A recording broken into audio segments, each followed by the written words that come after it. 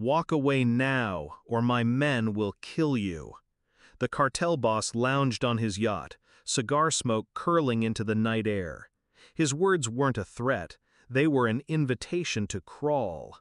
He leaned closer, his teeth flashing under deck lights. "Your wife prefers a man with stamina." I didn't flinch. I studied my fingernails instead. Calm, detached. That's cute. 20 years as a Navy SEAL taught me how to sink a battleship with nothing but a knife and a bad attitude. He laughed, motioned to his sicarios. The kind of laugh a man gives when he thinks he's already won. But then he looked at the water, and his smile cracked. I hadn't come here for bravado. I came for truth. The truth had been dripping into my life like poison, subtle at first. My wife's phone buzzing in the bathroom at night. Trips she claimed were for work, though no receipts followed. A perfume lingering on her that I couldn't name. I ignored it, at first. A soldier's discipline. Focus on the mission, not the noise. But the noise grew louder until it became impossible to ignore. The final blow came as a rumor, a whisper from someone who owed me their life. They'd seen her on this yacht, too close to the boss, smiling in ways she hadn't smiled at me in years. I replayed it for weeks, telling myself lies. She wouldn't, she couldn't, not after everything I had given, everything I had lost in the name of service and loyalty.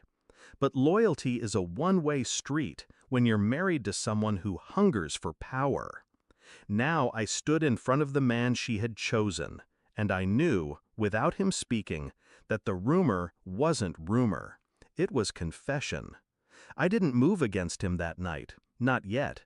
Instead, I dug quietly, like I'd been trained. Observation, patience, precision. Her phone logs told me enough. Late-night calls to numbers saved under fake names. Repeated charges from the same private marina. And then the photographs, taken by a man I paid well to keep his mouth shut. Her with him, skin against skin, the kind of intimacy you don't fake. I swallowed it like acid. On the surface, I remained the husband she thought she had tamed. A smile at dinner, a hand at her waist, quiet nods while she fed me half-truths. Inside, though, the plan was forming, calculated, surgical. I didn't want an explosion. I wanted silence. I wanted her to drown in the truth of what she had done.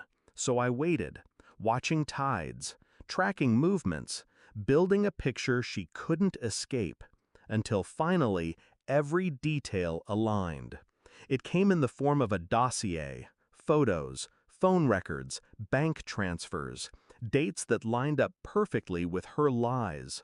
I laid it out on our kitchen table like evidence in a courtroom. When she walked in, she froze. Her eyes flicked to mine, then down to the papers. She tried to laugh it off, but laughter doesn't come easy when your soul is naked on paper. Her lips trembled. "I can explain." I didn't answer. I didn't move. I simply slid the photos toward her, one by one. Her with him on the yacht.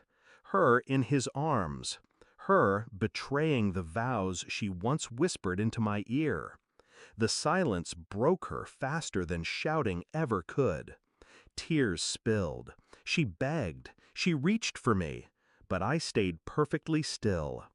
2 days later, I returned to the yacht. This time, I didn't come alone. I brought her. She thought we were reconciling, thought I was giving her a chance to explain. She dressed carefully, even painted her lips. A condemned prisoner walking to her own execution without knowing it. When we stepped onto the deck, the boss's eyes widened. He saw her before he saw me.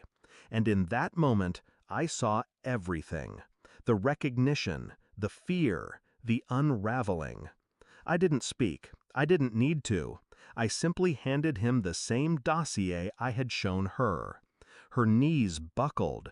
She stammered, pleaded, reaching for both of us. Neither of us moved. The silence between us was a coffin, and she was buried alive inside it. That night, I didn't return home. I packed my life into silence. No rage, no grief, just removal. The woman I had loved no longer existed. She had drowned long ago in the deep waters of her own choices. I had given her loyalty. She repaid it with betrayal. Now I gave her nothing. When I closed the door for the last time, there were no tears, only clarity. Because some wars aren't won by bullets. They're won by walking away and letting your enemy live with the ruin they created. Thanks for watching. Don't forget to like, share, and comment. Subscribe now to Cheating Stories Insight World for more amazing stories.